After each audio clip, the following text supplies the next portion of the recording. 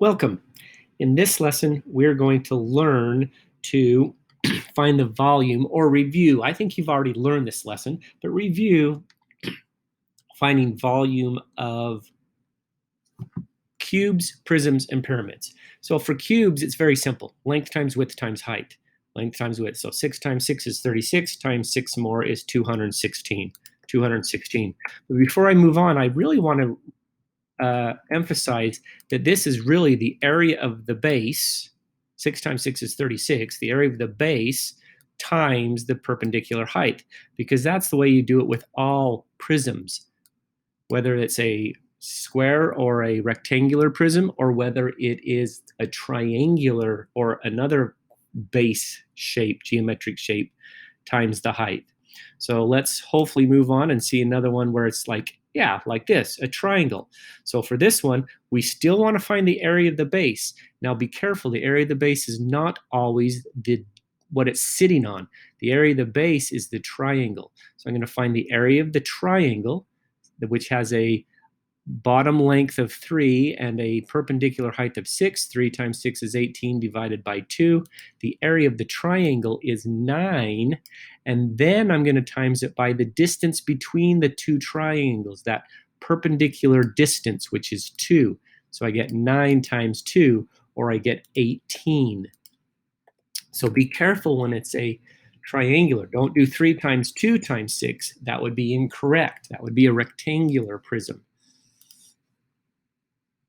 Now, when it comes to volume of pyramids, the most important thing is to remember that we want a third of the area of the base times the perpendicular height. So normally pyramids are sitting on their base. So we find this base area. 8 times 4 tells us the value of B. 8 times 4 is 32.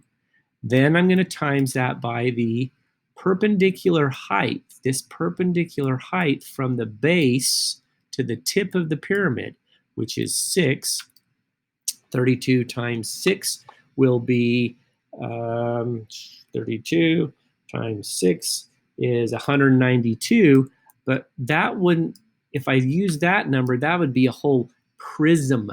That would be a prism that looks like this. But we don't do a prism. We're doing a pyramid. And a pyramid is a third of what that prism would be.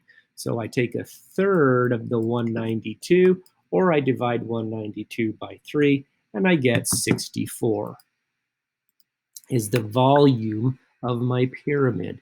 So remember that a pyramid is 1/3 the area of the base times the height. Again, 2 times 3 is 6. 6, that's the area of the base. 2 times 3 is 6. That's the area of the base. Times 3, that's the perpendicular height. And then I'm going to do 1/3 of that. So 18 divided by 3, well, goes us back down to 6 cubic yards. Shouldn't get anything harder than what I went over. So I'm going to let you get to work. 7 times 4 times 8.